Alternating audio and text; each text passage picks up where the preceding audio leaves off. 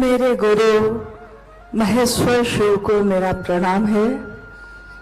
इस कालखंड के प्रथम शिव के शिष्य हम सबों के परम आदरणीय वर्ण गुरु भ्राता साहब श्री के चरणों में मेरा प्रणाम है।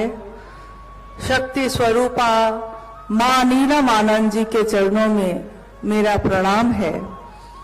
और मनातू की इस पावन भूमि पर मां नीलम आनंद जी की जन्मस्थली पर उपस्थित आप सभी गुरु भाई गुरु बहन और इस पावन भूमि को भी मेरा प्रणाम है। हम सबका परम सौभाग्य है कि आज 18 जनवरी 2026 का ये शिव गुरु महोत्सव साक्षी बन रहा है असंख्य गुरु भाई गुरु बहनों का, शिव शिष्यों के इस सैलाब का। मां नीलम आनंद जी और साहब श्री ने जो चाहा उसका मूर्त रूप होकर जो उतरा है इस धरा पर, उच्च शिव शिष्यता का शिव गुरु महोत्सव जो यहां आयोजित हुआ है वर्ष 2012 के बाद, इतने वर्षों के बाद आज यहां पुनः सभी गुरु भाई गुरु बहन एक साथ इकट्ठे हुए हैं और सबके मन में एक ही मनसा है कि इस भूमि का स्पर्श कर ले जो इतनी पावन है, जिसने शक्ति स्वरूपा मां भगवती स्वरूपा दीदी नीलम आनंद जी का जन्म स्थान होना स्वीकारा है। और आप जानते हैं कि जब नाग पंचमी के दिन 27 जुलाई 1952 को दीदी नीलम आनंद जी का जन्म इस स्थान पे हुआ था, तो ये घटना है कि उस दिन उस बिस्तर के नीचे असंख्य सांप के बच्चे गुच्छे में लिपटे हुए पाए गए थे और सबको वहां से उठवाकर सुरक्षित बाहर जंगल में रखा गया। परंतु आज भी अचरज है इस बात का कि इतने सांप के बच्चे एक साथ उस बिस्तर के नीचे कहां से आए, कैसे आए, कोई नहीं जानता। मनातू की यह धरती मां नीलम आनंद की जन्मस्थली के साथ साथ इस बात की साक्षी भी है कि उसने साहब और दीदी के परिणय सूत्र का भी दर्शन किया। यानी 22 मई सन 1972 को इसी स्थान, इसी धरती पे साहब और दीदी का विवाह भी संपन्न हुआ। तो मनातू दोनों अर्थों में बहुत ही महत्वपूर्ण है। एक जहां जन्म हुआ और दूसरा जहां उनका विवाह भी हुआ, जहां साहब दूल्हा बनकर आए और हमारी मां दुल्हन बनी, जहां शक्ति और शिव का मिलन हुआ, वो ये स्थान है। और आज हम सभी उस स्थान पे बैठे हैं और मेरी अनुभूति है ये कि जब से हम लोग आए हैं मनातू में, लगता है जैसे कि हर जगह आगे आगे साहब और दीदी ही चल रहे हैं और हम सब उनके पीछे पीछे उनकी संतान, जिसको उस कोख ने शरीर से जन्म नहीं दिया परंतु अपने मन में जन्म दिया। मां नीलम राजमणि नीलम आनंद जी ने लाखों राजमणि नीलम को पैदा किया। अभी आपने भजन में सुना कि मवार जगदीश्वर जीत सिंह जी और भूमिका देवी की पुत्री राजमणि नीलम जी के बारे में। उन्होंने एक राजमणि नीलम का जन्म देने का श्रेय प्राप्त किया, परंतु उस राजमणि नीलम ने असंख्य लोगों को अपने स्वरूप बनाकर इस धरती के कोने कोने में भेजा, जहां गली गली में आज शिव की चर्चा हो रही है। ऐसी लागी लगन कि माँ हो गई मगन, वो तो गली गली हरि गुण गाने लगी। महलों में पली 7 आंगन का ये घर, जिसमें सारी सुख सुविधाएं थी, जिसमें उनका जीवन विचरण कर रहा था। महलों में पली बन के जोगन चली, वो तो शिव की दीवानी कहाने लगी। ऐसी लागी लगन, और साहब के साथ कदम से कदम मिलाकर शिव की शिष्यता में वो चल रही है। शिव की शिष्यता इतनी पावन है, इतनी पावन है, जिसमें शिव के गुरु स्वरूप के बारे में हमारे साहब श्री ने कहा कि शिव गुरु हैं। और ये कौन शिव हैं? वो शिव चारों दिशाएं जिसका वस्त्र हो, 27 नक्षत्रों पे नाचता ये काल, जिनके नियंत्रण में हो,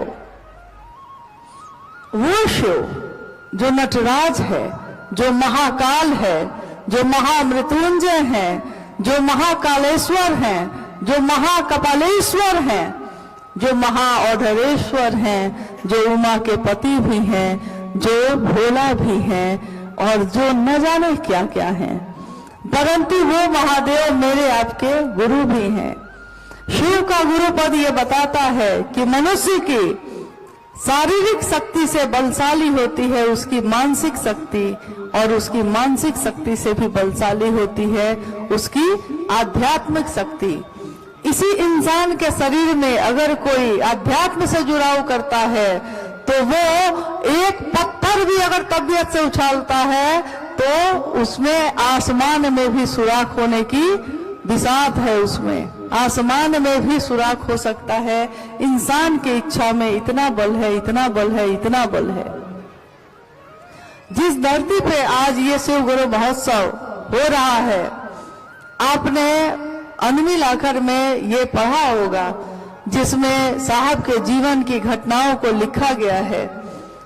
उसमें लिखा गया है कि मनातू बंगला के, मनातू का जो ये घर है जो आज खंडहर बन गया है, परंतु आज भी उसके कुछ अवशेष शेष हैं, और कुछ घर भी बने हुए हैं, जिसमें माँ के भाई भाभी, उनके भतीजे भतीजी, बहन बहनोई, सभी लोगों का आना जाना, पूरे लौकिक परिवार का आना जाना लगा रहता है इस धरती पे। जब वो पाटन में, इसके बगल में, मनातू के बगल में एक जगह है पाटन, जब साहब पाटन में पदस्थापित हुए, 1980 के दशक की ये घटना है कि वहां से मनातू बिल्कुल बगल में है, तो साहब और दीदी अक्सर मनातू आते रहते थे। पाटन एक ऐसी जगह है जो पलामू में ही है और मनातू से कुछ ही दूरी पे है। साहब और दीदी के जीवन के बहुत सारी चमत्कारिक घटनाएं यहाँ हुई, और उसी दरमियान एक घटना होती है। साहब ने 1974 में शिव को अपना गुरु बनाया। 1980 का दशक चल रहा है। पाटन में वो बीडीओ बनकर पदस्थापित हैं। अक्सर अपने ससुराल मनातू आते रहते हैं, और ये वो समय है जब मनातू का ये घर जो आज खंडहर हो गया, जो उस समय बिल्कुल सही था, सही अवस्था में था, इसके चारों तरफ जंगल ही जंगल थे, बगीचे थे, जंगल थे। जहां हम और आप आज मैदान में बैठे हैं, इस मैदान में उस समय जंगल थे। और साहब ने अपने जीवन की घटना को, माँ ने अपने जीवन की घटना को जो बताया है, उसमें इस स्थान की जो घटना है वो बड़ी महत्वपूर्ण है शिव शिष्यता में। घटना क्या है? घटना है कि पाटन से साहब और दीदी मनातू आए। मनातू में वो घर में है, रात हो गई है, चांदनी रात है, चारों तरफ चांद की रोशनी बिखरी हुई है, और चांद की उस रोशनी में साहब और दीदी कहते हैं कि चलिए थोड़ा टहल के आते हैं। साहब और दीदी अपने घर के दरवाजे से बाहर निकले, और पास में, यानी जहां आप हम बैठे हैं आज, इस स्थान पे जो जंगल है, उसमें विचरण करने के उद्देश्य से पैदल पैदल ही लेकर अपने आप को के साथ निकल पड़े। साहब ने घर से निकलते समय हाथ में एक बंदूक भी उठा ली, क्योंकि बंदूक रखी जाती थी उस समय। और दोनों विचरण करते हुए जंगल में आए हैं। चांदनी रात है, रोशनी है चारों तरफ। उस जंगल में उन्होंने अचानक देखा कि उस चांद की रोशनी में एक अघोरी जो साधु के वेश में बैठा हुआ है, साधु बैठे हुए नजर आ रहे हैं। साहब ने प्रणाम किया। प्रणाम। मां नीलम आनंद जी भी नजदीक आ गई, उन्होंने भी प्रणाम किया। साहब ने उस साधु से कहा, कल्पना करिएगा कि इसी स्थान की वो घटना है और यहीं पे वो जंगल था उस समय।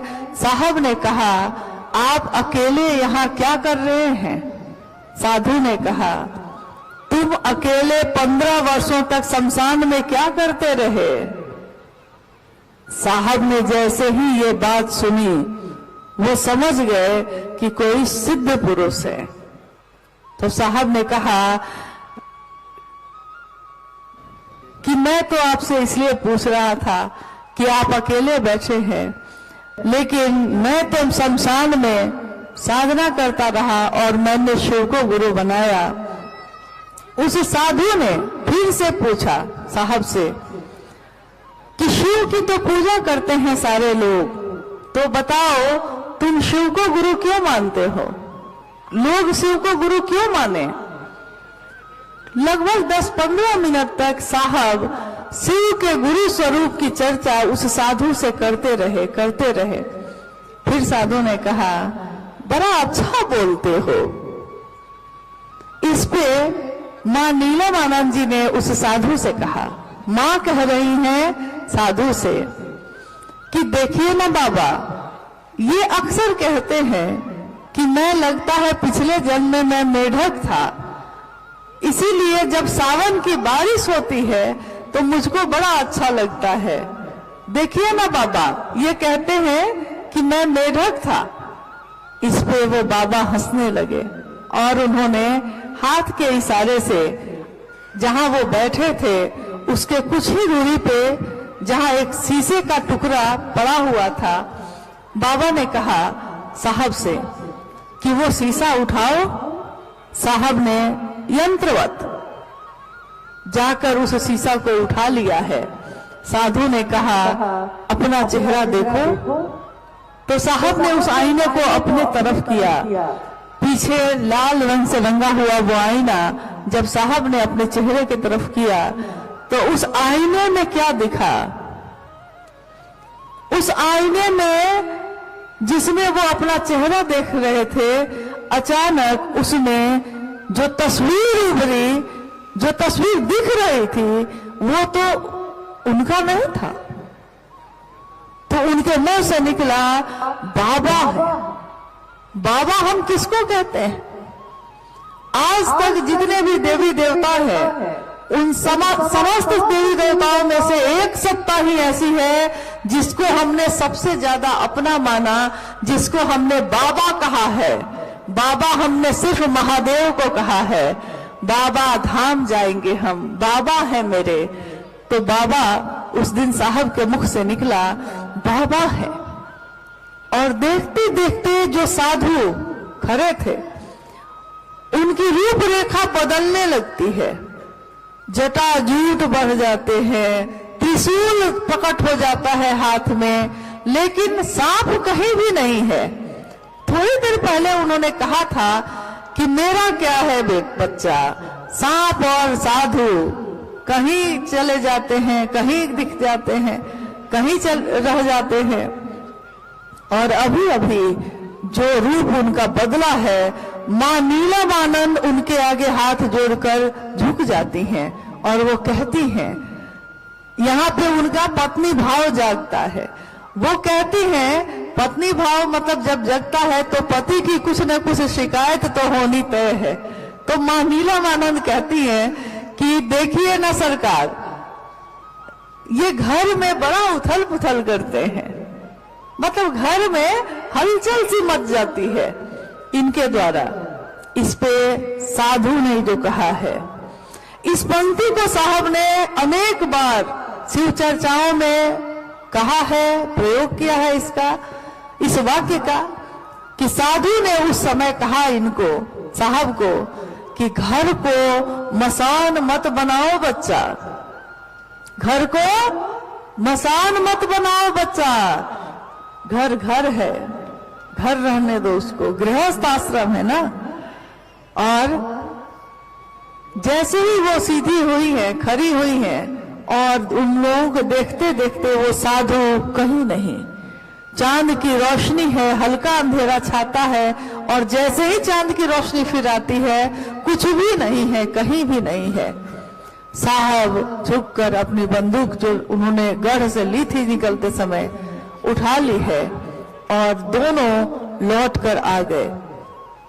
जब दोनों मनातूगढ़ लौट कर आए, उस रात काफी तेज बारिश हुई, बहुत तेज बारिश, और साहब का सरकारी आवास था पाटन में। माँ थोड़ा बेचैन हुई, उन्होंने साहब से कहा कि इतनी तेज बारिश में ऊपर की छत भी खराब हो गई थी, बन नहीं पाई, और बारिश इतनी तेज हुई है कि पूरे घर में, कमरे में पानी ही पानी आ गया होगा। सुबह सुबह ये लोग बस तैयार हुए, नाश्ता किया और पाटन की तरफ निकल गए। वहां जाकर उन्होंने देखा कि चारों तरफ 6-6 इंच पानी से आंगन और बाहर भरा हुआ है। तो देखकर उन्होंने समझा कि जब बाहर इतना पानी जमा है तो घर के अंदर कितना होगा, क्योंकि छत तो खुली हुई थी, छत खुली हुई है, और अंदर जब वो प्रवेश करते हैं तो देखते हैं कि उस घर के अंदर के कमरे और बरामदा बिल्कुल सूखा है, कहीं पानी की एक बूंद भी नहीं। सुन रह जाते हैं वो लोग। लोग चमत्कार के लिए क्या क्या करते हैं, और साहब और दीदी का जीवन ऐसा रहा जिसमें चमत्कार स्वतः घटित होते रहे। उनके सोचने मात्र से वो चीजें घटित होती रही जो उन्होंने चाहा, जो उन्होंने कह दिया सो हो गया। और धीरे धीरे साहब के मन ने ये समझ लिया कि चमत्कार से जीवन नहीं चलता, खिलौनों से जीवन नहीं चलता, चमत्कार से आगे की दुनिया भी एक बड़ी दुनिया है जिसको शिव की दुनिया कही जाती है। और शिव की दुनिया में जाने के लिए चमत्कार काम नहीं आते। शिव के पास जाने के लिए, शिव का सानिध्य लेने के लिए मात्र हृदय का भाव ही काफी है। महादेव हृदय का भाव ही स्वीकार करते हैं, न हमारे फल और फूल, न हमारे अक्षत, न हमारे कर्म कांड। महादेव को क्या चाहिए? महादेव मात्र हृदय का भाव ही ग्रहण करते हैं, और हृदय का भाव हर व्यक्ति के पास है, सबके पास है, क्योंकि शिव ने सबको दिया है, परंतु जो दिया है उसी में से थोड़ा उनको वापस भी तो चाहिए। तो साहब और दीदी के इस संकल्प को लेकर आज पूरी दुनिया में शिव के सिर से जा रहे हैं। संदेश मात्र सबका यही रहता है कि आइए भगवान शिव को अपना गुरु बनाते हैं, उस भगवान शिव को जो सबकी पूजा तो होती रही सबके द्वारा जिनकी, परंतु वो महादेव गुरु भी हैं। और साहब और दीदी ने यह अनुभूत किया कि गुरु बनकर वो जितना नजदीक होते हैं उतना भगवान बन के भी नहीं हो पाते। ये अलग बात है कि कोई भी गुरु भगवान से ही सानिध्य सुनिश्चित करता है, कोई गुरु ईश्वर से मिलवाता है। शिव भी जब गुरु होंगे तो ईश्वर से मिलवाएंगे, और भगवान से स्वयं ही हमारी मंजिल है, हमारे भगवान हैं, हमारे गुरु हैं। आज दुनिया के तमाम जगहों के लोग जो किसी भी जाति के हों, किसी भी धर्म के हों, किसी भी संप्रदाय, वर्ण या लिंग के हों, शिव के शिष्य बन सकते हैं साहब श्री के इस संदेश को सुनकर, और बन रहे हैं बहुत तीव्र गति से। जब साहब ने ये बात शुरू की थी, शिव के शिष्यता की बात, शिव चर्चा शुरू की थी, तो याद करिए कि इससे पहले इतिहास जो हमारा कहता है, इस इतिहास में शिव की चर्चा का प्रचलन नहीं था। शिव पुराण कथा का प्रचलन था, राम कथा का प्रचलन था, कृष्ण की कथा का प्रचलन था, महाभारत की कथा का प्रचलन था, परंतु शिव चर्चा ये इस जगत में पहली बार साहब श्री के द्वारा धरती पे आई। शिव की चर्चा यानी शिव की बात। हम क्या करते हैं इसमें? हमारे द्वारा की हुई शिव की बात ही, शिव की चर्चा ही शिव की सबसे बड़ी पूजा है। और याद करिए कि साहब ने जो तीनों सूत्र दिए हैं उसमें शिव से दया मांगना भी, दया मांगना, आज तक कृपा शब्द का प्रयोग होता आया। कृपा का अर्थ होता है करो और पाओ। जो तुमने किया है वही तुमको मिलेगा, जितना भर किया है उतना भर मिलेगा। परंतु दया का अर्थ होता है तुमने कुछ न किया हो तब भी मिलेगा। हमारे भाई जो अभी भजन गा रहे थे, एक बड़ा सुंदर भजन इन्होंने गाया था, जो जिसकी पंक्तियां मुझको अक्सर याद रहती है, जिसमें ये गाते हैं, और ये सिर्फ भजन या गीत नहीं है, ये हमारे दिल की आवाज है, ये हमारे जीवन की आवाज है कि जे कभी शास्त्रों पुराणों में पढ़ गए, जिन लोगों ने कभी शास्त्र का अध्ययन नहीं किया, जिन्होंने कभी पुराण का अध्ययन नहीं किया, जे कहियो शास्त्रों पुराणों न पढ़ लई हिंदी अंग्रेजी न, जिसने कभी हिंदी और अंग्रेजी के अक्षर को भी लिखना पढ़ना नहीं सीखा, से चर्चा धूर्झार करे छे, से चर्चा धूर्झार करे छे, मतलब खूब खूब करता है। 12 महीने में न 12 महीने शिव की चर्चा हमारे मुख से निकलती ही रहती है। ये ना मेरी ताकत है ना आपकी ताकत है, ये ताकत है उन साहब और दीदी की जिन्होंने महादेव का रास्ता दिखाया है, महादेव का दर्शन कराया है। आइए हम सभी शिव के शिष्य उस महादेव से, उस महादेव का दर्शन करें जो इस धरती पे, यहाँ इसी स्थान पे, जिन्होंने साहब और दीदी को दर्शन दिया था और जिन्होंने कहा था कि घर को मसान ना बनाना, मत बनाना। हमको आपको भी ये संदेश है कि घर को, गृहस्थ आश्रम को भी बहुत सुंदर बनाना है। जो अपने घर को सुंदर नहीं बना सकता वो दुनिया को सुंदर क्या बनाएगा। तो आइए हम अपनी दुनिया को सुंदर बनाते हैं, अपने घर को सुंदर बनाते हैं, शिवमय बनाते हैं। जिस दुनिया के बारे में साहब श्री शिव के शिष्य ने कहा कि मैं नहीं जानता, शिव के बिना संसार की दशा और दिशा क्या होगी, परंतु यह मैं जानता हूं कि शिव के साथ यह मानवता सबल होगी, सक्षम होगी, सुवासित होगी। अस्तु, आओ चले शिव की ओर। कहाँ फंसे हैं हम सब अपने धरती में, चलना ही है तो चलिए शिव की ओर, बनना है तो बनिए शिव, जीना है रहना है तो शिव बनकर रहिए, जैसा उन्होंने अपने आचरण से दिखाया है। और आज इस धरती पे भी उन्हीं के कारण हम और आप सब इकट्ठे हुए हैं। तो आप सभी गुरु भाई और गुरु बहन से, जिन्होंने आज की ये यात्रा तय की है, मनातू की ये यात्रा आपके जीवन की यादगार यात्रा बन के रहे। दीदी का पूरा परिवार यहाँ उपस्थित है, साहब और दीदी का ये परिवार जो आज शिव शिष्यों के लिए एक होकर खड़ा है। महादेव की असीम दया सब पे बरसती रहे कि ये सब एक बन के खड़े रहें और आने वाले लोगों का इसी तरह स्वागत और बात करते रहें। ये धरती गौरवान्वित होती रहे और यहाँ आने वाले हर व्यक्ति को लगे कि वो अपने घर आया है।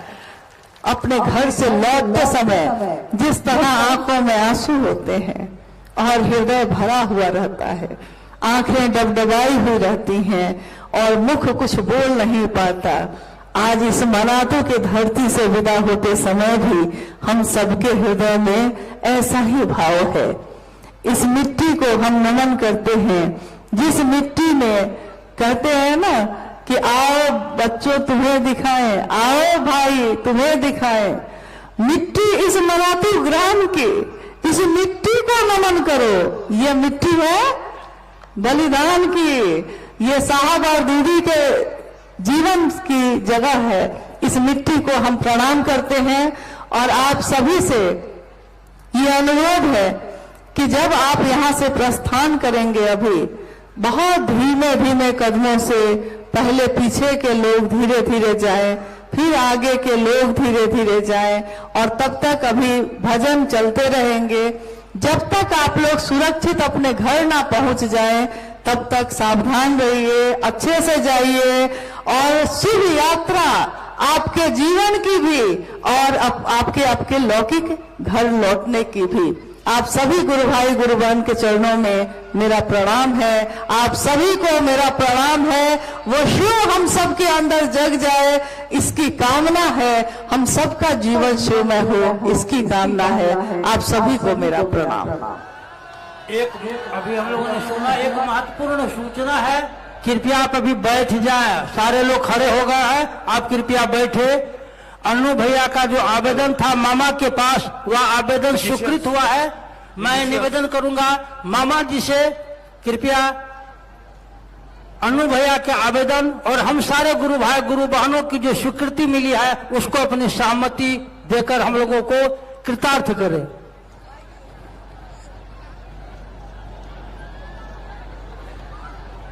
आज मनातू के पावन धरती पे दीदी नीलम का जो जन्मस्थली है, इसके जो आप महोत्सव के कार्यक्रम में झारखंड, बिहार, अन्य अन्य राज्य से, अनेक प्रखंडों से जो तमाम हमारे शिव परिवार के माताएं बहनें आई हैं, मैं उनको अपने तरफ से नमन करता हूं।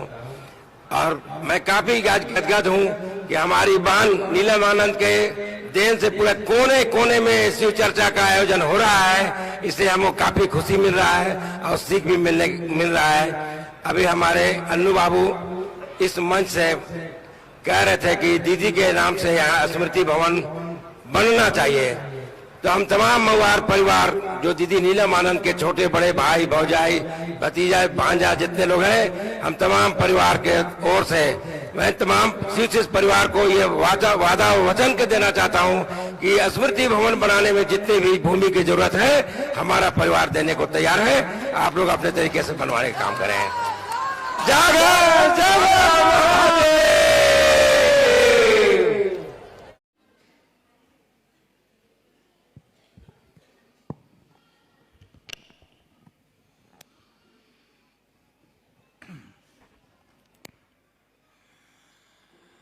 अपने गुरु महादेव साहब दीदी और इस हॉल में बैठे तमाम गुरु भाई गुरु बहनों को मेरा प्रणाम है।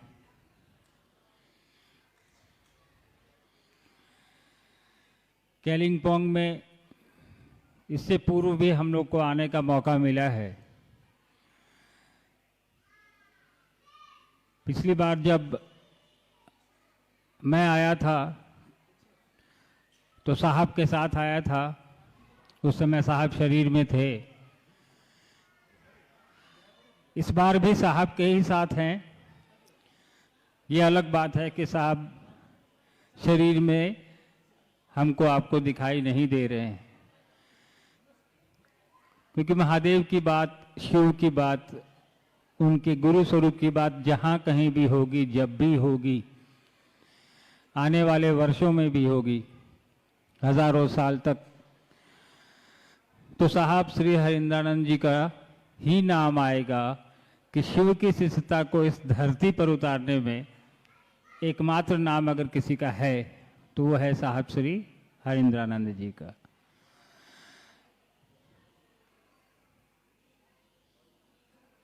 इस हॉल में इसको हम लोग संगोष्ठी कहें, महोत्सव कहें, ये दोनों का सम्मिलित स्वरूप है। छोटी जगह,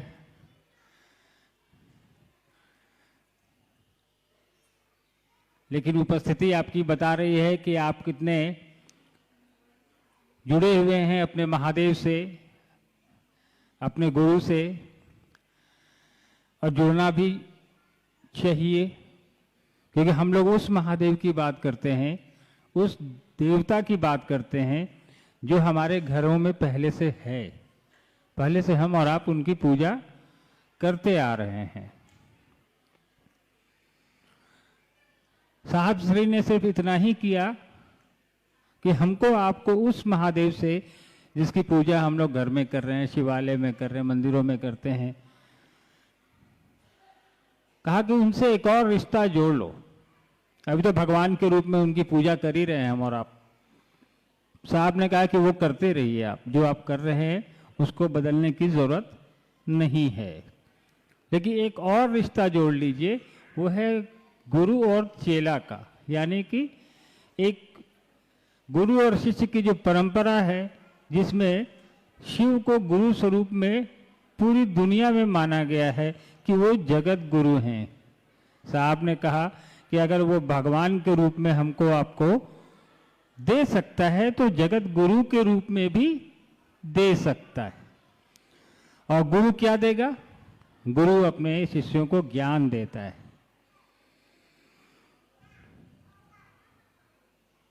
तो आध्यात्मिक ज्ञान के लिए साहब ने कहा कि शिव से बेहतर गुरु कौन हो सकता है। महादेव के विभिन्न स्वरूप हैं जिनकी पूजा हम और आप कर रहे हैं, लेकिन साहब के शरीर में आने के पहले कोई एक ऋषि मनीषी महानुभाव, किसी संत महात्मा ने हमको आपको नहीं बताया कि महादेव गुरु का भी काम करते हैं।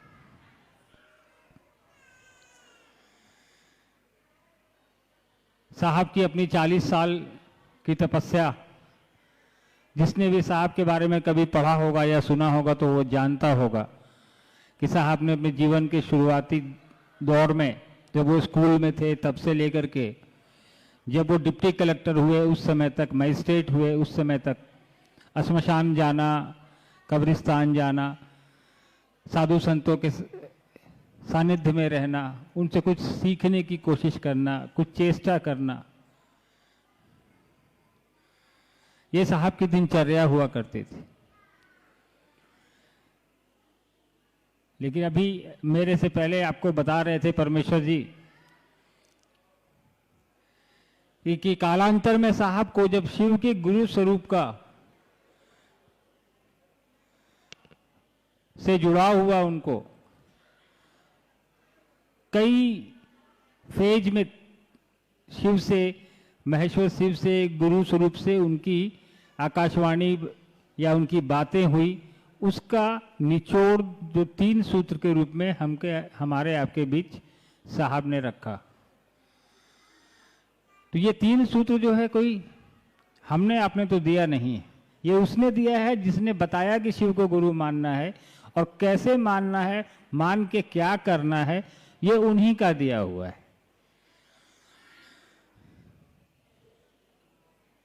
साहब ने 3 सूत्र की व्याख्या कई दफे की है।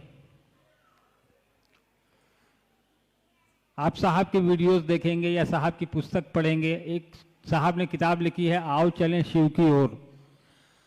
अगर किसी ने पढ़ी होगी तो उसमें भी साहब ने एक शिष्य अनुभूति लिखा का एक पूरा ये चैप्टर ही डाला है, और शिष्य अनुभूति में 3 सूत्र भी हैं। आप उसको पढ़िए, पूरी पुस्तक को जरूर पढ़िए। पढ़ने से शिव के बारे में, भगवान शिव के गुरु स्वरूप के बारे में या शिव के अन्य स्वरूपों के बारे में पूरी दुनिया में आपको उससे अच्छी किताब नहीं मिलेगी।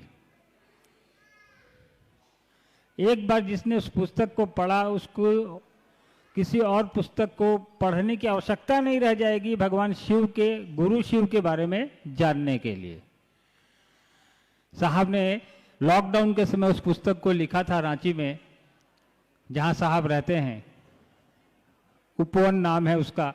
तो लॉकडाउन में साहब ने पूरे 2 साल में वो पुस्तक बैठ के लिखी। तो उसको पढ़ने का प्रयास करिएगा जब भी आपको मौका मिले। साहब ने विस्तार से लिखा है उसमें। थोड़ा शांत हो जाइए भाई साहब, इतने कम लोगों में तो शोर नहीं होना चाहिए। अभी हम लोग जहाँ से आ रहे हैं वहाँ 2 लाख लोग थे और बहुत शांति से हम लोग बात करके आए हैं। यहाँ तो 500-600 लोग हैं, इसलिए कृपया शांति रखें। बात करने के लिए घर भी है, इतना पैसा लगा के यहाँ बात करने का कोई मतलब नहीं है। तो कृपया,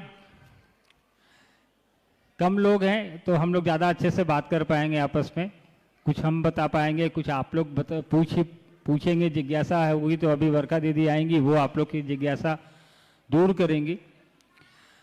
तो खैर, साहब ने कहा कि हम उस महादेव की बात कर रहे हैं जो हजारों साल से हमारे आपके बीच पूजित है, हमारे आपके घरों में उसकी पूजा होती है, हमारे पूर्वज उसकी पूजा कर रहे हैं, उनके भी पूर्वज करते आ रहे हैं। यानी कि हजारों साल का इतिहास महादेव का हमारे आपके बीच है। और महादेव गुरु का भी काम करते हैं, ये भी पुस्तकों में लिखा है। हजारों साल पहले लिखी गई शिव पुराण में आप चले जाइए या वेद में चले जाइए, रामचरितमानस में चले जाइए, उसमें भी शिव के गुरु स्वरूप की व्याख्या है, चर्चा है। तो आखिरकार जब शिव गुरु के रूप में इतने वर्षों से हमारे आपके बीच हैं तो वो व्यापक क्यों नहीं हुआ उनका गुरु स्वरूप? महाकाल के रूप में हम लोग उनसे मांगते हैं, वैद्यनाथ के रूप में मांगते हैं, औघड़दानी है वो मांगते हैं। उनका गुरु स्वरूप हमारे आपके बीच प्रचलित नहीं हुआ, जिसकी सबसे ज्यादा आवश्यकता थी, आज भी है। गुरु क्यों आवश्यक है, इसका एक बहुत साधारण सा उदाहरण है। हम और आप सभी ने सुना होगा कि रावण नाम सुना है, रावण का नाम। महादेव का बहुत बड़ा भक्त था वो, उससे बड़ा कोई भक्त धरती पे नहीं था। महादेव ने उसको त्रिलोक की शक्ति दे दी, अपनी सोने की लंका उसको दे दी, अथाह शक्तियों का स्वामी था वो, विद्वान भी उतना ही बड़ा था। लेकिन कभी आपने सोचा है कि शिव का इतना बड़ा भक्त होने के बावजूद, दुनिया का सबसे मजबूत आदमी होने के बावजूद, उसकी दुर्गति क्या हुई ये हम और आप जानते हैं। उसने साधु के वेश में माता सीता का हरण किया, आपने पढ़ा। फिर उसकी मृत्यु रावण की कैसे हुई, उसका वध कैसे हुआ, ये भी आपने पढ़ा। तो इससे कुछ सिर्फ कहानियों की तरह कहानियों को हम लोग सुनते हैं, उससे सीखते नहीं हैं। कभी सोचा हम लोगों ने कि महादेव का इतना बड़ा भक्त, उसको क्या जरूरत पड़ गई माता सीता का हरण करने के लिए? रावण को ना पैसे की दिक्कत, ना साम्राज्य की दिक्कत, क्या पड़ी थी? उसने गलती एक ही की और उस गलती का परिणाम उसको अपना जीवन देके चुकाना पड़ गया। नतीजा, रावण ने सब कुछ मांग तो लिया महादेव से, दुनिया मांग ली, संपत्ति मांग लिया, वैभव मांग लिया, सारा कुछ मांग लिया, लेकिन एक ही चीज नहीं उनसे वो ले पाया कि इन चीजों का उपयोग कैसे करना है, इसका संचालन कैसे करना है। नतीजा, संपत्ति का दुरुपयोग या अपने घमंड, अपनी ताकत का दुरुपयोग उसने किया, से उसकी ये दुर्गति हुई। यानी कि भगवान से हम सब कुछ ले तो सकते हैं, अपने लिए घर ले लेंगे, गाड़ी ले लेंगे, सुख सुविधा ले लेंगे, ज्ञान लेने के लिए उनके गुरु स्वरूप से ही हमको आपको जुड़ना पड़ेगा। और साहब ने कहा कि महादेव से अब तक हम लोग तो सब लेते आए हैं, ज्ञान ही नहीं ले पाए जो वो पूरी दुनिया को दे सकते हैं। उनसे बड़ा ना कोई गुरु है, उनको विश्व गुरु कहा जाता है, सदगुरुओं के गुरु हैं वो, जगत के गुरु हैं वो। तो जब सबसे बढ़िया गुरु आपके पास उपलब्ध है, साहब ने कहा महादेव उपलब्ध हैं गुरु के रूप में, तो फिर अन्य जगहों पर हम क्यों जाएं? ठीक उसी तरह जैसे आपके कैलिंगपोंग में कोई सबसे बढ़िया स्कूल उपलब्ध है और आपको वहां निःशुल्क एडमिशन मिल रहा है, तो आप किसी दूसरे स्कूल में जाएंगे? नहीं जाएंगे। क्यों जाएंगे? तो साहब ने कहा जब महादेव गुरु के रूप में उपलब्ध है और सर्वसुलभ है, हमने तरीका बता दिया, हमने रास्ता दिखा दिया, हमने कहा कि तुम बस ये 3 काम करो, मंजिल यही है। तो कहीं दिमाग लगाने की जरूरत नहीं है। महादेव की बनाई दुनिया है, यहाँ कोई बंदिश नहीं है। महादेव की दुनिया में साहब ने कहा कि जो जैसा भी है, जहाँ भी है, जिस भी रंग का है, क्या खाता है, क्या पीता है, क्या पहनता है, आप किस जाति के हैं, किस धर्म के हैं, कोई बंधन नहीं है। दुनिया का हर एक आदमी जो धरती पर आया है वो महादेव को अपना गुरु बना सकता है, क्योंकि महादेव किसी पे बंधन लगा भी नहीं सकते, क्योंकि सृष्टि उन्होंने बनाई है। वो बंधन लगा भी नहीं सकता कि तुम ये खा के मत आओ, तुम नहा के आओ, तुम ये कपड़ा पहन के आओ। वो बंधन नहीं लगा सकता गुरु के रूप में किसी शिष्य पर। उसको हर शिष्य को शिक्षा देनी है। तो साहब ने कहा कि शिष्य बनकर जाओ, कोई बंधन नहीं, कोई वर्जना नहीं, कोई आडंबर नहीं, कोई दिखावा नहीं। हम जैसे हैं वैसे ही समर्पित हैं। और साहब ने कहा कि सरेंडर करो, गुरु के सामने चेला को करना पड़ता है। सरेंडर करिए और ये 3 काम करिए। करना क्या है 3 काम में? कोई पैसे तो लगने नहीं है। साहब ने कहा दया की याचना करिए, नमः शिवाय से प्रणाम करिए और दूसरे को भी बताइए कि शिव मेरे गुरु हैं, आपके भी हो सकते हैं। क्या कि 2 काम पहले वाला तो पहले भी लोग करते रहे। बहुत से लोगों ने शिव को गुरु बनाया, आपने किताबों में पढ़ा होगा। शिव पुराण में चर्चा है 112 शिव शिष्यों की। कितनों को हम और आप जानते हैं? शिव शिष्य तो हुए, लेकिन हमारे आपके संज्ञान में एक भी नाम नहीं है, क्योंकि उन लोगों ने अपने आप को जनमानस से दूर रखा, हमसे आपसे दूर रखा, बताया ही नहीं कि शिव मेरे गुरु हैं, तुम्हारे भी हो सकते हैं। साहब ने ये मिथक तोड़ा, ये सिस्टम तोड़ा और कहा कि जो मुझे मिला है वो हर किसी को मिल सकता है। जिस गुरु से मैं जुड़ा हुआ हूं उससे हर कोई जुड़ सकता है, क्योंकि शिव तो सर्वसुलभ हैं। तो आज 45 साल से मैं देख रहा हूं, साहब ने जब कमरे से बाहर लोगों को बताना शुरू किया कि शिव गुरु का काम करते हैं, जुड़ के देखिए, करके देखिए, प्रयास तो करिए। करना क्या है? कोई खर्च लगना नहीं है, किसी से दीक्षा लेनी नहीं है, न किसी को दीक्षा देनी है। दीक्षा की परंपरा ही नहीं है इसमें, न कोई पूजा पाठ का बंधन है, कुछ भी नहीं है। साहब ने कहा कि बस 3 सूत्र करिए, चौथा कोई सूत्र नहीं है। आपके पास अगरबत्ती है तो जलाइए, नहीं है तो मत जलाइए। प्रसाद है तो चढ़ाइए, नहीं है तो मत चढ़ाइए। फोटो है तो रखिए, नहीं है तो मत रखिए। कोई बंधन नहीं। कभी साहब ने नहीं कहा कि महादेव की तस्वीर लगाओ, कभी नहीं कहा कि उसको हटा दो। कहा कि जो जैसा चल रहा है चलने दो। गुरु का काम है परिस्थितियों को ठीक करना, वो ठीक करेंगे। अगर हम गड़बड़ चल रहे हैं तो ठीक करना उनका काम है, लेकिन उसके लिए हमको गुरु के आश्रय में जाना पड़ेगा, उनकी परिधि में जाना पड़ेगा। साहब ने कहा गुरु की परिधि में तो शिष्य को जाना ही पड़ेगा, नहीं तो सिर्फ रटते रहेंगे हम कि कोलिंगपोंग में बहुत अच्छा स्कूल है, कोलिंगपोंग में बहुत अच्छा स्कूल है, तो हमारा कोई काम तो होना नहीं है, बशर्ते हम कुछ स्कूल में जब तक जाएंगे नहीं। तो प्रयास करना है कि साहब और दीदी ने जो हमको आपको बताया है रास्ता, उस पर चलने का प्रयास करना, उस परिधि में रहना है। और जब उस परिधि में जाएंगे हम और आप, तो महादेव के गुरु स्वरूप से जुड़ रहे हैं। तो सभी लोग जानते हैं कि गुरु अपने शिष्य को अपने जैसा बनाता है। महादेव का चेला महादेव के जैसा होगा। आप दारा सिंह के पास जाएंगे तो वो क्या सिखाएगा आपको? वो तो कुश्ती लड़ता है, वो तो कुश्ती लड़ना ही सिखाएगा ना। कोई भी गुरु अपने शिष्य को क्या बताता है? आप टेलर के पास जाएंगे तो वो टेलरिंग सिखाएगा। तो आप महादेव के आश्रय में जा रहे हैं, उनके सानिध्य में जा रहे हैं, तो गुरु अपने चेला को अपने जैसा बनाता है। तो प्रयास हम लोग को करना है कि महादेव की बनाई दुनिया है, उसके आश्रय में खुद को छोड़ना है, उसकी परिधि में रखना है, प्रयास करना है। बाकी परिणाम तो आपके और मेरे हाथ में होते नहीं हैं।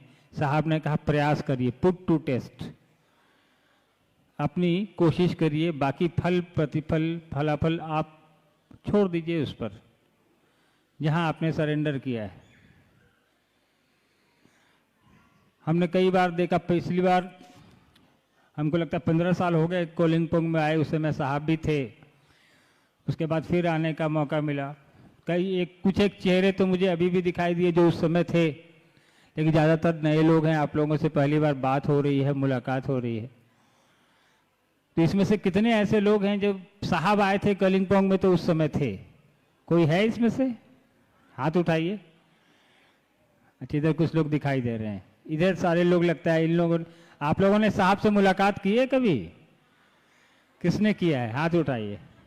साहब से मिलने वाले लोगों में शरीर से काफी लोग हैं। चलिए, अब तो साहब शरीर में नहीं है, लेकिन जिन्होंने साहब से मुलाकात की उनका भी सौभाग्य है ये, और जो नहीं कर पाए वो अब साहब और दीदी का उद्देश्य, साहब दीदी ने जो हमको आपको कहा है वही हमारे आपके लिए लकीर है, उसको लेके आगे बढ़ना है हम लोगों को। मन की आंखों से जैसे महादेव को हम लोग महसूस करते हैं, साहब दीदी को भी करने का है, और इस रास्ते पे अपने आप को खड़ा रखना है कि महादेव का काम करना है। अपना जो भी समय हम महादेव के लिए निकाल पाते हैं अपने सांसारिक कामों के अलावा, उसको साहब दीदी के अनुसार हम लोग को लेके चलने का है। अभी बरका दीदी आपके बीच आएंगी और आप लोगों से बात भी करेंगी। आप लोगों के बीच कोई जिज्ञासा होगी तो भेजिएगा ज़रूर, और इस उम्मीद में कि अगली बार फिर आप लोगों से मुलाकात होगी और इससे बड़ी जगह पर होगी। तब तक कलिंगपोंग में महादेव का अलख आप लोग जगाइए, हर एक घर में महादेव के गुरु स्वरूप का दीपक जले। ये साहब दीदी का उद्देश्य था, उनकी इच्छा थी। हम लोग को अब उनकी इच्छा को पूरा करना है, उनके उद्देश्य को पूरा करना है, क्योंकि इसमें साहब दीदी का उद्देश्य तो जो है सो है, हमारा आपका भी कल्याण है कि महादेव से जितना लोगों को जोड़ेंगे उतना हम भी जुड़ेंगे, और अपना तो कल्याण हम और आप करेंगे ही महादेव का नाम लेके, महादेव का काम करके। जिसको हम और आप महादेव से जोड़ेंगे, उसके गुरु स्वरूप से जोड़ेंगे, उसका भी कल्याण हम और आप करेंगे। जो रुकने वाली प्रक्रिया नहीं है, अनवरत है। साहब ने कहा कि तब तक चलेगा जब तक कि एक व्यक्ति शिव का शिष्य न हो जाए, तब तक ये महादेव का काम चलता रहेगा।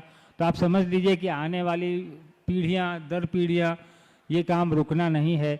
अभी तो पूरे देश में काम हो रहा है, आने वाले समय में पूरी दुनिया में महादेव का काम करना है। हम लोग देश के किसी भी कोने में जाते हैं तो वहाँ गुरु भाई गुरु बहन मिलते हैं, विदेश में बाहर जाते हैं वहाँ भी मिल जाते हैं।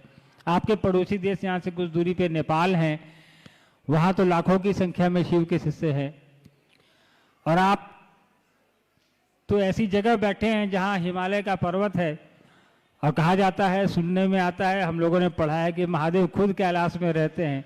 तो आप तो हम लोगों से ज़्यादा नज़दीक है महादेव के, तो आप लोग को तो थोड़ा ज़्यादा ही काम करना चाहिए महादेव के लिए। हम लोग को भी साथ में खींच लीजिए आप लोग। चलिए, मुझको अनुमति दीजिए। आप सबको मेरा प्रणाम है, धन्यवाद। अनि दिदी निर्माणज्यू प्रणाम गर्दछु, मेरो प्रणाम स्वीकार गरिदिनुहोस्। यहाँ आउनुभएको सबै गुरु दिदी गुरु बहिनी एवं गुरु दाजुभाइको चरणमा प्रणाम गर्दछु, मेरो प्रणाम स्वीकार गरिदिनुहोस्। आउनुहोस्, एउटा गुरुको दयाले मौका पाएको छौँ भजन गर्ने है, जो कि हाम्रो साहब श्रीले भन्नुहुन्थ्यो, आऊ चले शिव की ओर।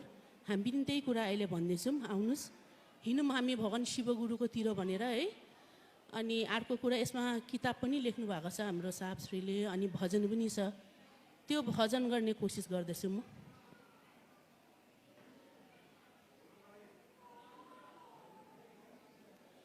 दूर क्षितिज से मंद मंद एक आवाज आ रही है, दूर क्षितिज से मंद मंद एक आवाज आ रही है,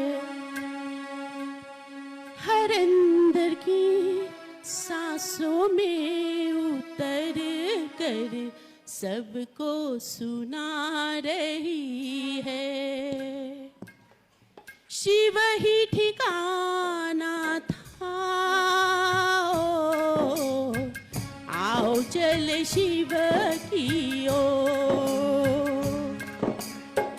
आओ चल शिव की ओर, आओ चल शिव की ओर।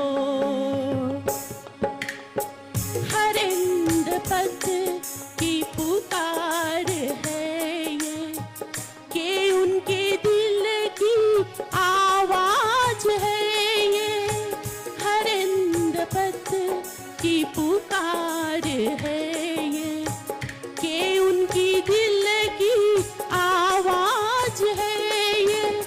बनाएंगे शिव को ही गुरु हम, बताएंगे शिव से ही जुड़े सब हवाओं में यही सो। आओ चल शिव की ओर, आओ चल शिव की ओर, आओ चल शिव की ओर। दिल के आवाज है ये, दूर तलक जाएगी। दिल की आवाज है ये, दूर तलक जाएगी। शिव ही हो तेरे मेरे गुरुवर, सबको समझाएंगे। शिव ही हो तेरे मेरे गुरुवर, सबको समझाएंगे। साथ रहेंगे, साथ चलेंगे, साथ रहेंगे, साथ चलेंगे हम मंजिल की ओर। आओ चल शिव की ओर, आओ चल शिव की ओर, आओ चल शिव की ओर। कारवां बन गया है जुस्तजू मंजिले शिव। कारवां बन गया है जुस्तजू मंजिले शिव। मंजिल मिलो ना मिलो तुम, सोच में सबके हो तुम। आगाज हो अंजाम तुम्ही हो, आगाज हो अंजाम तुम्ही हो। सौंपा तुम्हें अब डोर, आओ चल शिव की ओर, आओ चल शिव की ओर, आओ चल शिव की ओर, आओ चल शिव की ओर,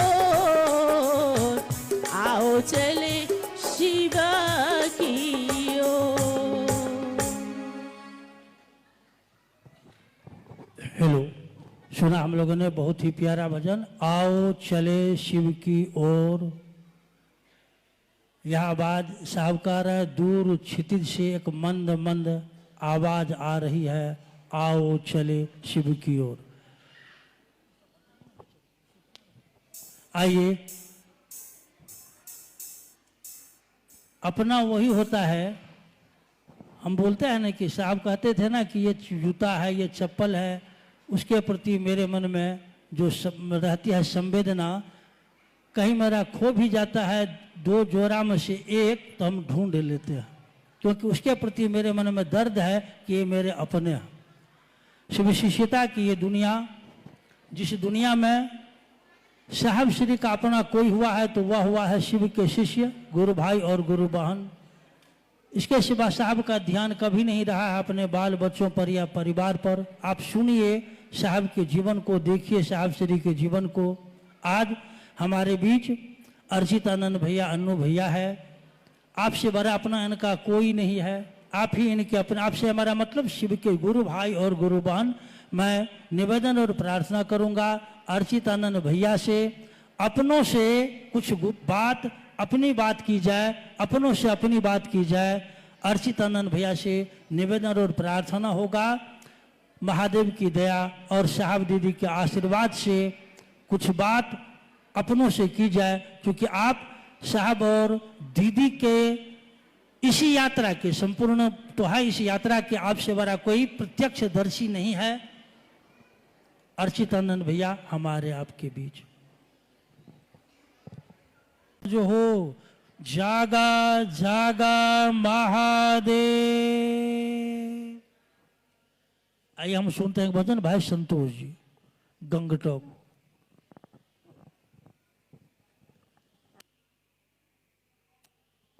हेलो। सर्वप्रथम अपने गुरु महेश्वर शिव के चरणों में मैं प्रणाम करता हूँ।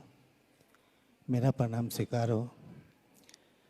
साहब श्री हरिनंदन जी, ममता मई नीलम दीदी आनंद जी के चरणों में मैं प्रणाम करता हूँ। मेरा प्रणाम स्वीकार हो। यहाँ उपस्थित सभी गुरु भाई गुरु बहन के चरणों में मेरा प्रणाम है। मेरा प्रणाम स्वीकार करें।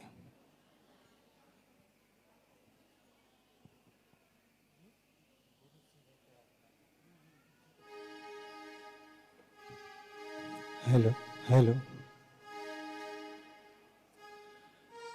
गुरु शिव है क्या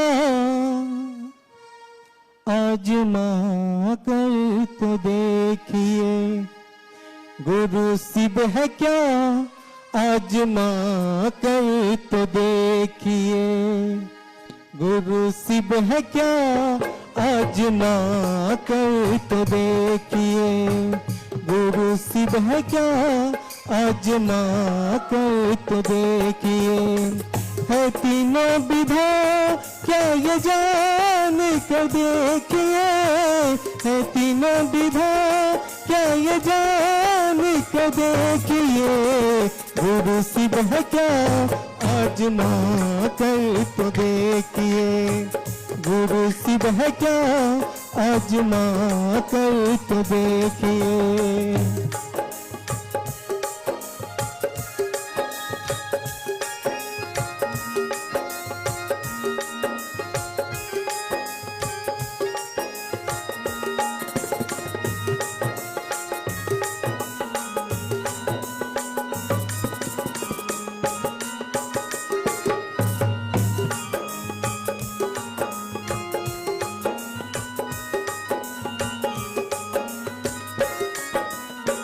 है कागज की कश्ती है गहरा पानी, बही जा रही है कहीं जिंदगानी, है कागज की कश्ती है गहरा पानी, बही जा रही है कहीं जिंदगानी, है कौन सी मंजिल कहाँ है ठिकाना, किसी से कहे जो बता दे ठिकाना, मंजिल मिलेगी पता भी मिलेगा, मंजिल मिलेगी पता भी मिलेगा, गुरु शिव को अपना बना कर तो देखिए, गुरु शिव को अपना बना कर तो देखिए।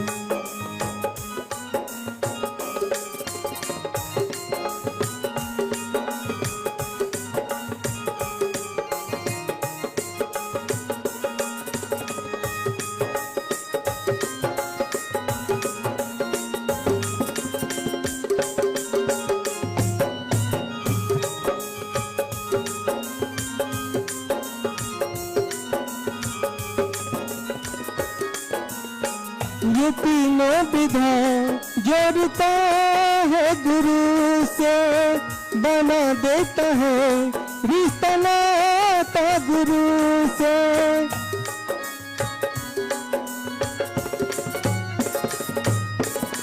ये तीनों विधा जोड़ता है गुरु से, बना देता है रिश्ता नाता गुरु से। दया मांगना है गुरु बर दया कर, शिव ही गुरु है सबसे कहा कर। गुरु को नमन अपना करके तो देखिए, गुरु को नमन अपना करके तो देखिए। गुरु शिव है क्या आजमा कर तो देखिए, गुरु शिव है क्या आजमा कर तो देखिए।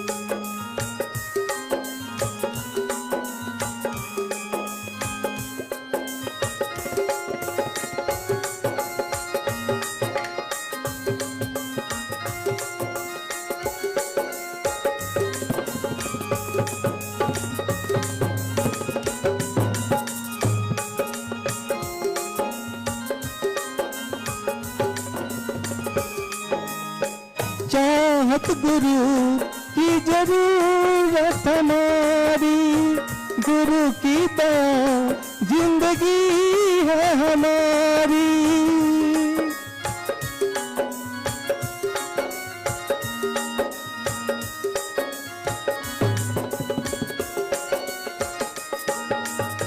चाहत गुरु की जरूरत हमारी, गुरु की दया जिंदगी है हमारी।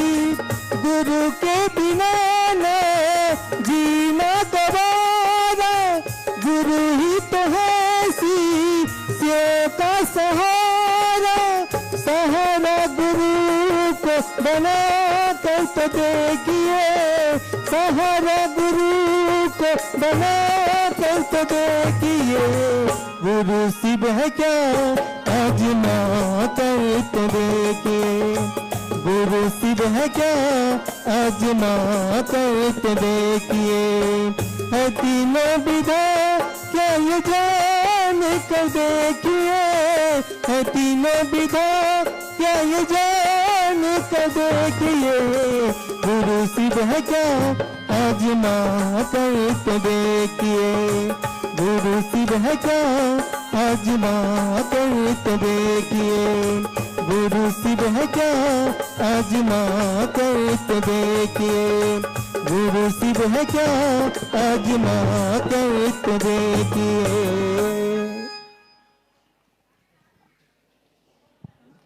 हेलो हेलो, आइए।